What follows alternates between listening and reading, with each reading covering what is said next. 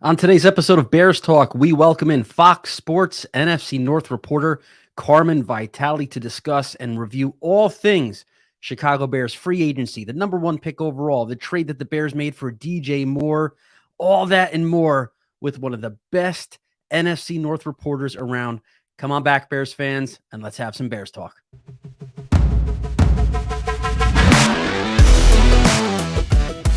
We're going to be an effort-based team.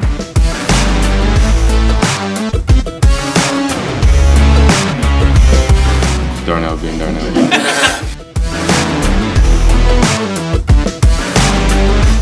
I love playing football.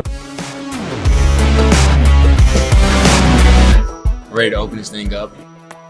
Let them know that we're coming.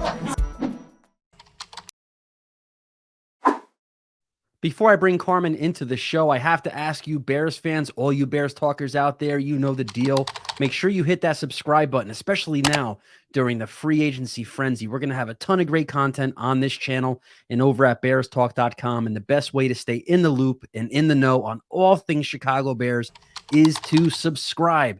In a couple of weeks, we're going to have Jim Nagy, the executive director of the Senior Bowl, on here to talk all things Bears draft. But first, let's bring in Fox Sports NFC North reporter Carmen Vitali to get the lowdown on what the Chicago Bears did early in free agency and the outlook moving forward.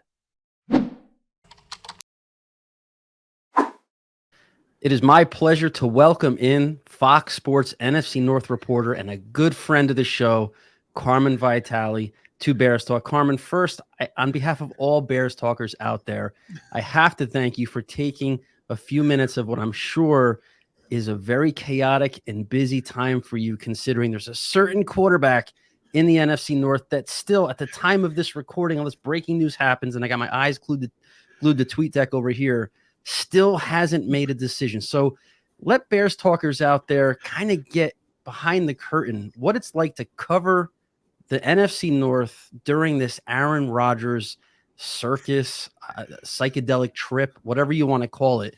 It must be a really difficult part of the job right now. Yeah, I mean, it's interesting. I'm a do not disturb type of girl. Usually when I'm off, especially in the off season, I like to have my phone on do not disturb so there's not a ton of notifications popping up.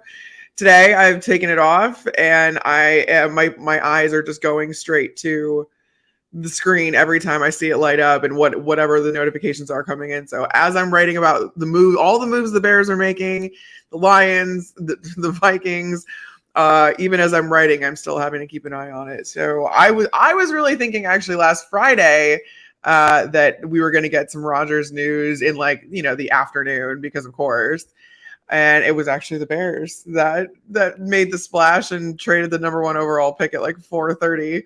So luckily I didn't have any plans, but yeah, it's fun.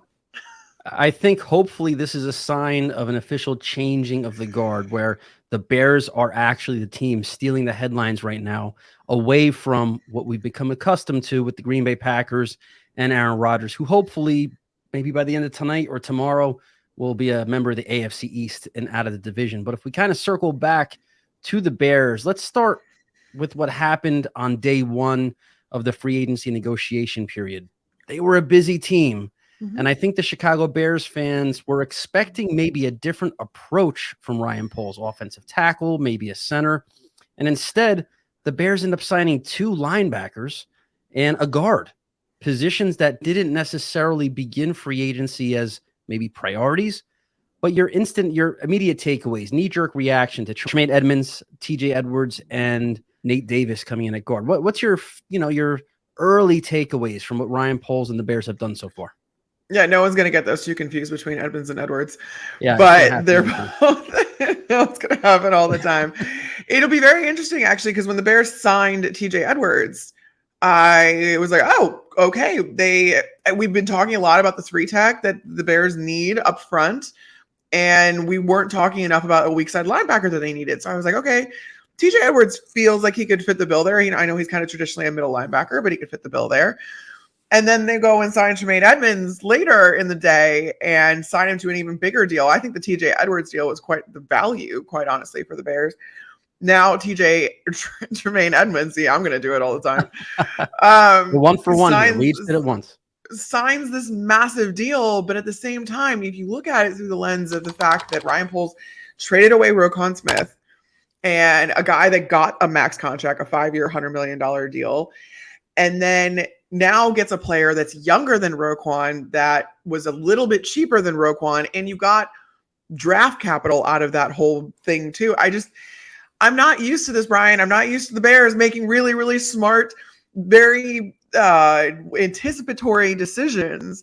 And so I think you didn't address the needs that you thought maybe initially they would, but I have no reason not to trust what these guys are doing. And these opportunities that are presenting themselves are going to make the franchise, the team, a better team. It'll be very interesting to see what they do it with Nate Davis, though, because you thought that you had kind of the guard positions locked up. And I wonder if it means that Tevin Jenkins is going to go back to right tackle, or they're planning on upgrading the whole line to a level that Tevin isn't the guaranteed starter again and has to prove his spot again. I don't know the answer to that, but it is very interesting when you have Cody Whitehair, you have Tevin Jenkins, and now you bring in Nate Davis, a really good run blocking interior lineman, what the thought process was there. But again, I trust what they're doing. It definitely feels like Ryan Poles is playing chess, and we were used to a former general manager who was pretty good at playing checkers. One of the things I saw today from Greg Gabriel, former college scouting director for the Bears many, many years ago, he brought up an interesting point. I don't know if it was just speculation or he still has some contacts inside the building there, that the Bears could actually move Nate Davis to left guard, keep Tevin Jenkins at right guard, and switch Cody Whitehair back to center, which is a position he played through basically halfway through the 2020-2021 season, which would be really interesting to kind of fix the center position in-house with a guy who played at a high level before the previous regime kicked him outside to guard. So it's possible that that's what they do. And if they do that, it saves some of that free agent spending where now you don't have to spend on a center. It's just a natural fix in-house. And you did speak about the 3-tech, which is something that, unless the Bears really think Jalen Carter is, first of all, cleared to be on the board at all and going to slide to the number 9 pick, not getting Javon Hargrave. I know he broke the bank with the 49ers, probably was not a cost-effective deal for what Chicago was looking for. If you look at all their signings, guys that are barely entering their mid-20s, let alone a guy who's already on the wrong side of 30. But you still got Draymond Jones out there. Rumors are he's possibly talking deal right now with the hometown Cleveland Browns. Outside of that, if they strike out and they don't land Jones, Hargrave's already off the board. Do you think there's a chance that the Bears will run it back with Justin Jones again at the 3-tech, or are they going to literally go all in hoping that Jalen Carter's legal issues force him down to number 9? I don't think you can take Jalen Carter with a good conscience at this point. I talked about this the last couple of weeks, especially since it broke at the combine.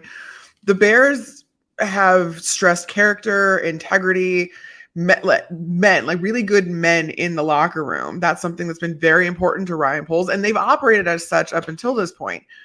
Now, with all of the off the field issues, even if Jalen Carter is cleared legally, and this is the extent of the consequences that are going to happen to him, I still don't know if you're the Chicago Bears, if you can take him without having to do some serious kind of PR spin type of things about rehabilitation and giving guys second chances. You'd have to go through that whole rigmarole.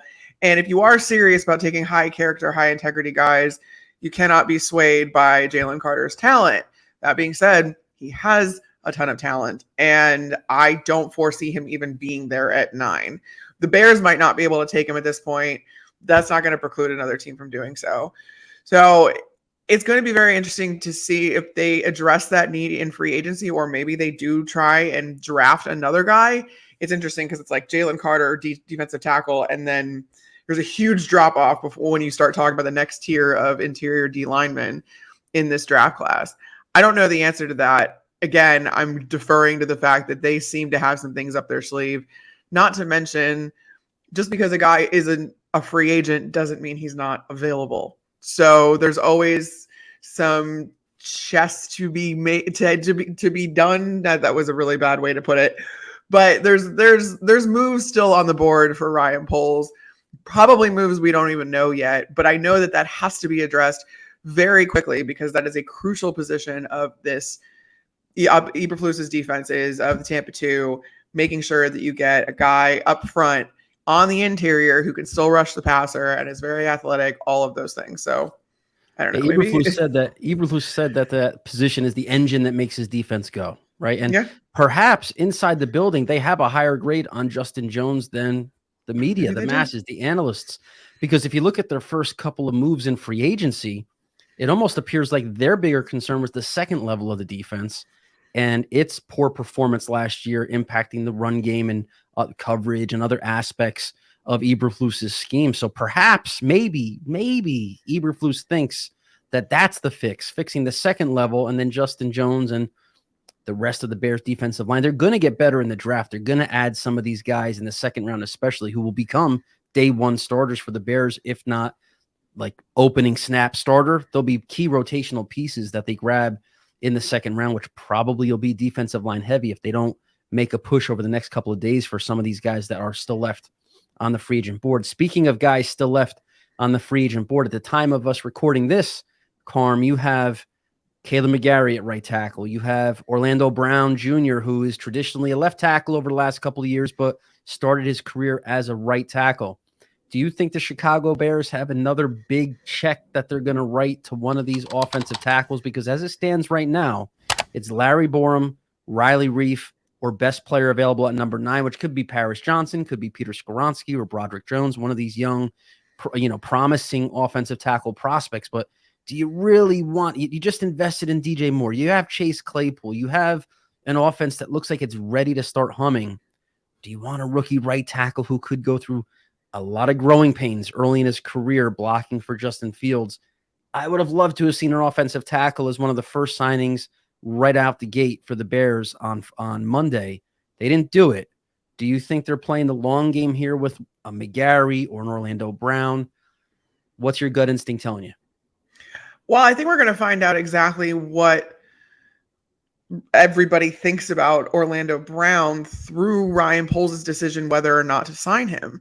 Don't forget, Ryan Poles was with him in Kansas City prior to this, and he was part of the reason that Orlando Brown came there.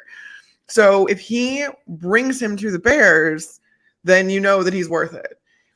If he gets too rich for the Bears or the contract that he wants is too expensive, then you kind of know the caliber and maybe the tier that Orlando Brown actually fits in talent-wise.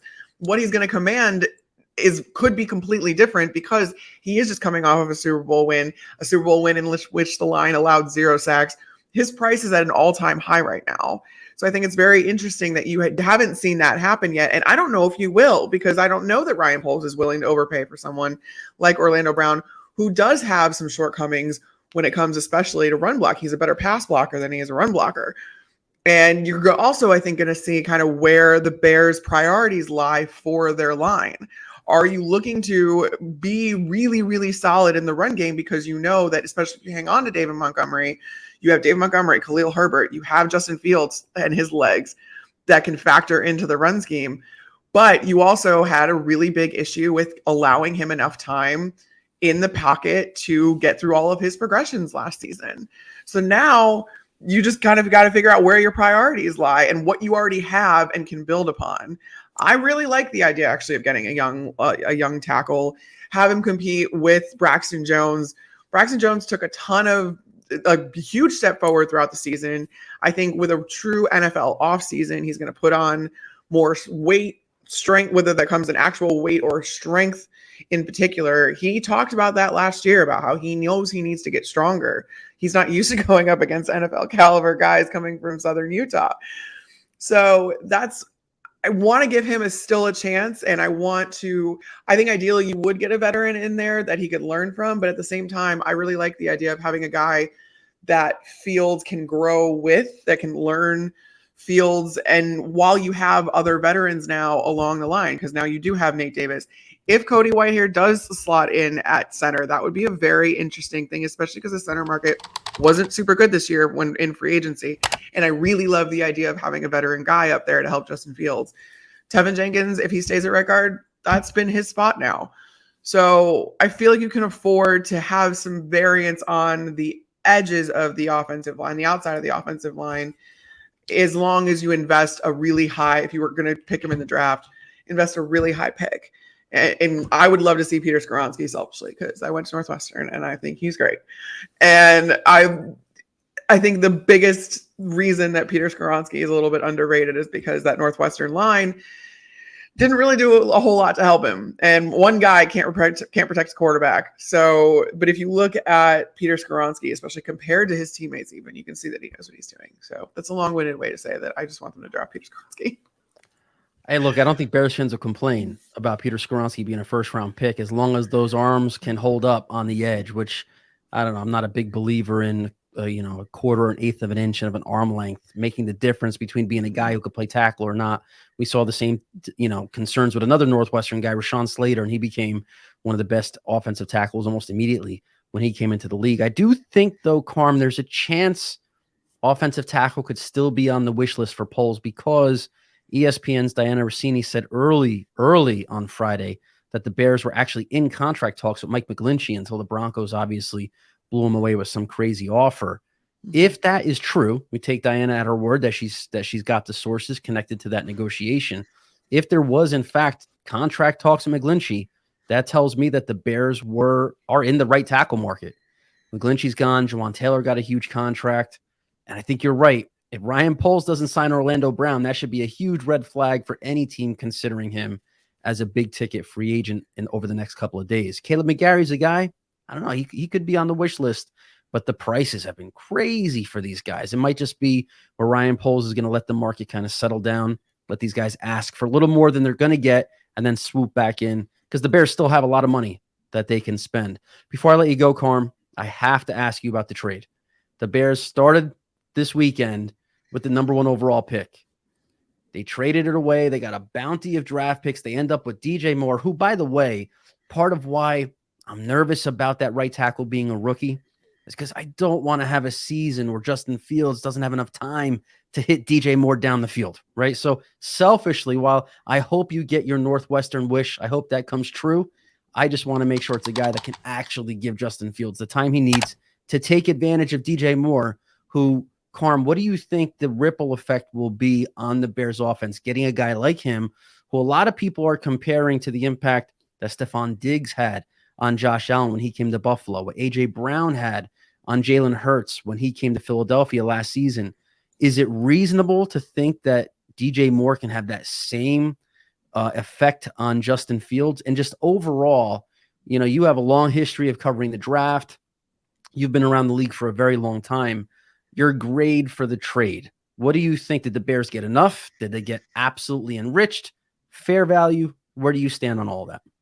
They knocked it out of the park. I was so impressed. And this is the upside of trading down to the number 9 pick, but you're still picking in the top 10.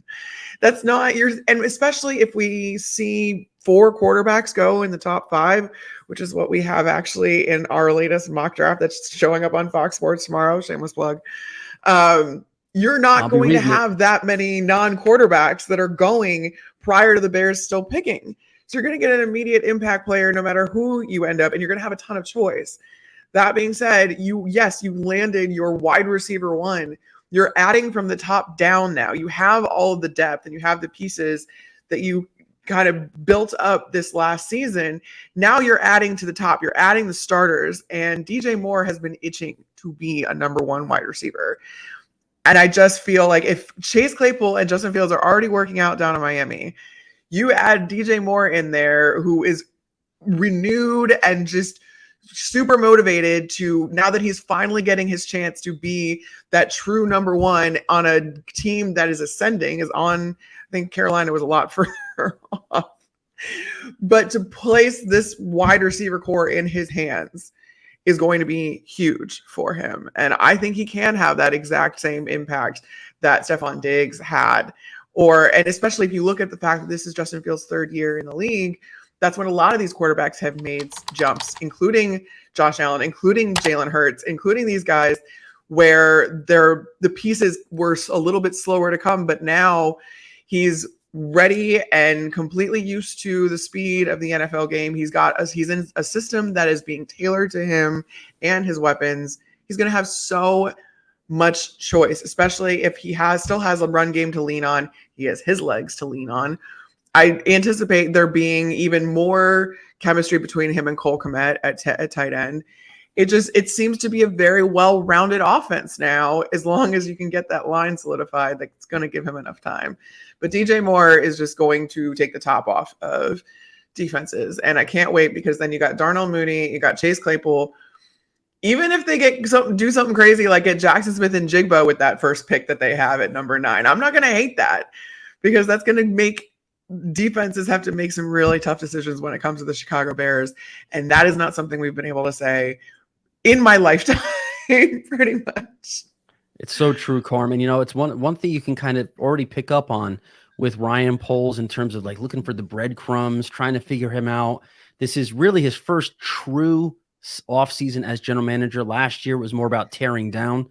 This year it's more about building up. So you're seeing the players he wants as foundational guys. And if you look at Chase Claypool, he's a 230-pound guy who ran a 4.4. You look at Tremaine Edmunds, a 250-pound guy who ran a 4.5. DJ Moore's athletic numbers at the combine were out of this world. That's why he was a first-round pick, a 4.4 guy with a 41.5-inch vertical and 11-foot broad jump. He did just remarkable things at the NFL combine. So you could tell that when Ryan Poles talks about wanting athletes on the offensive line and just guys who could separate and, you know, make those big plays on offense, he's starting to put those pieces together. I mean, you talk about putting pieces together, Carm, putting a mock draft together, like you're being challenged to do by the great foxsports.com. I don't envy you. Please tell all the Bears talkers out there where they could find your work, what you're up to, all your social media stuff. Let them have it. Yeah, foxsports.com is where all of my articles come out, and that's where you can read them. I just did a whole wrap up of day one of free agency for the Chicago Bears and how they won it, as far as I was concerned. And yeah, tomorrow there will be a mock draft between myself and David Hellman dropping, which is really exciting. And all of my social channels, Twitter, Instagram, are all Carmi V. So it's on the little thing wherever it is on this box, and you can check me out there. Carm, again, thank you for spending a few minutes of your time with Bears Talk. Bears Talkers, do her a solid. Make sure you're following her. You're probably following her already. She's a superstar in the business. We're very lucky to have her. Carm, thanks again for taking a few minutes with us tonight. Thanks for having me. A special thanks to Carmen Vitali for hopping on Bears Talk with us. Make sure you're following her on Twitter at CarmiV and check out all of her great Chicago Bears and NFC North work over at foxsports.com. And of course, Bears Talkers, I couldn't close out a video without asking you to hit that subscribe button. Follow me on Twitter at Brian Perez NFL. Follow Bears Talk at The Bears Talk. Keep checking out bearstalk.com for all the news, analysis, and breaking news about the Chicago Bears during free agency and the NFL draft. It's the best time of year, Chicago Bears fans. So make sure you keep coming back for more Bears Talk.